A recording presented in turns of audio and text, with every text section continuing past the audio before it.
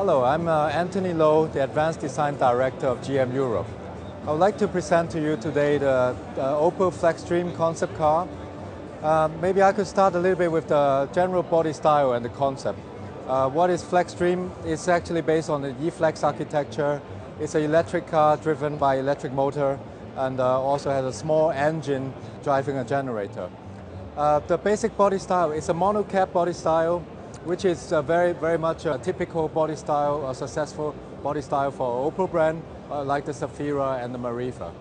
What you see here, we have a much more sculptured body section. The shape much more expressive. You see here there's a blade feature from the door, from the front door all the way to the rear door. And on the shoulder is a very pronounced shoulder with a very strong tapered on the rear end. On the rear glass, you can see that the tail lamps are fully integrated under the glass. When the car is not turned on, this will look like it's all one piece of glass, and the technology, the LED technology, is all hidden under the glass. On the rear end, we call it the FlexLoad. First of all, we have a solution to store 2 Segway PTs in the rear end.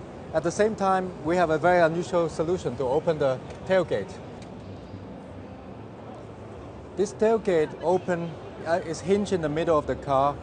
The way it opens allows you to store or load objects from the side, left side or the right side of the car. It's very useful when you are in a tight parking condition or if another car is parked very close to you. And also at the same time, since we have this storage for the Segways, you can also have your family members loading the Segway at the same time when you are accessing the trunk. This gives you a lot of flexibility. On the front, you will see the unmistakably Opel corporate identity, the emblem and the wing. But in this case, because we do not need so much cooling air due to the electric powertrain, we have covered the most of this emblem and the grille with a transparent polycarbonate cover. In the distance, you will not notice it's even there. And the main reason is that by doing this, you are able to improve the aerodynamics of the vehicle by a few counts. And then what you see at the front is only a very small intake in the lower part of the bumper. On the headlamps, we have a very typical Opel thick graphic. And when it's a daylight driving lamp, and when the car is moving, it's illuminated. It's a very strong identity for our future products, which we have shown also the first time in the GTC concept. On the inside, the lamps, we have some ideas of LED technology, but we are adopting an idea that we saw in using ceramics to aid cooling. It's LEDs are all connected to the ceramic heat sink, which is what is seen in white here. And the whole lamp has a strong boomerang graphic, which connects all the way to the bumper into the fog lamp in one graphic. We have on the door we have removed the conventional door handle, again for aerodynamic reason, by adopting a very special system which consists of a fiber optic sensor. And we have, as soon as you put your hand close to it, the door pops open and you just have to pull it open. And one thing which is very special, we call it the FlexDoor system. To access to the rear, the door is actually rear hinged. By opening the door,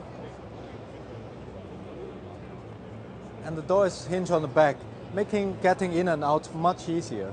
We have, first of all, the wing theme, again first shown in the GTC concept in Geneva.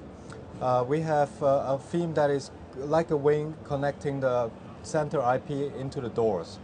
And what is the most prominent feature actually on the interior is the interface and also the display area.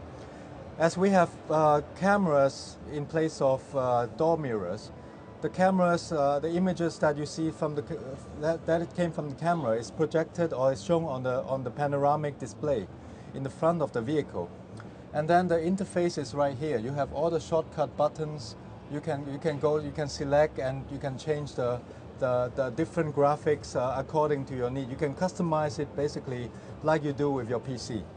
And very simple action. By having one touch, you go into a specific area. In this case, it's internet, and and then another button you press is phone and communications, and then how do you, if you want to send, and then here you can see exactly information about the battery level and so on. And this is how I think the whole interior, the main feature. And then we have also used for electric car. I think we thought about also we need to make it very efficient. We improve the aerodynamics, but at the same time we want to look for lightweight solution. We look at different materials, which are very common already in the aircraft business. Is this honeycomb structure? Honeycomb structure sandwich in different types of material create a very rigid structure, which can replace very heavy solid material, which we sometimes use in cars. As you can see on the floor itself, it's exposing part of the honeycomb structure on the floor, and also in the center console, where right below here is where all the lithium batteries are located. And then also on the seats, we look at for the future, perhaps to use again honeycomb material, perhaps more exotic aluminum or alloys to make seats lighter and strong, and also strong and meeting all the safety standards at the same time.